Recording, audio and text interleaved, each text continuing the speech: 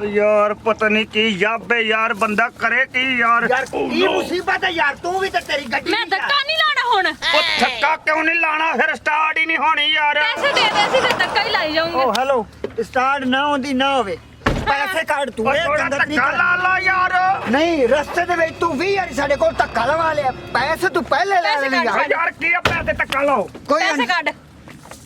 ਕੁੜੀਏ ਜਾ ਧੱਕਾ ਲਾ ਮੈਨੂੰ ਪਰੇਸ਼ਾਨ ਪੈਸੇ ਨਾ ਕੱਢ ਕਰੋ ਸਾਡੇ ਅਸੀਂ ਆਪੇ ਚੱਲ ਜਾਵਾਂਗੇ ਪੈਸੇ ਦੇ ਦੇ ਜਾਓ ਚਲੇ ਜਾਓ ਜਾਣਾ ਤੇ ਓਏ ਪੈਸੇ ਦੇ ਦੇ ਕੱਢ ਉਹ ਗੱਲ ਸੁਣ ਚਾਬੀ ਨਾ ਕੱਢੀ ਦੀ ਉਹ ਪੈਸੇ ਦੇ ਤੈਨੂੰ ਕਹਿੰਨੇ ਆ ਓਏ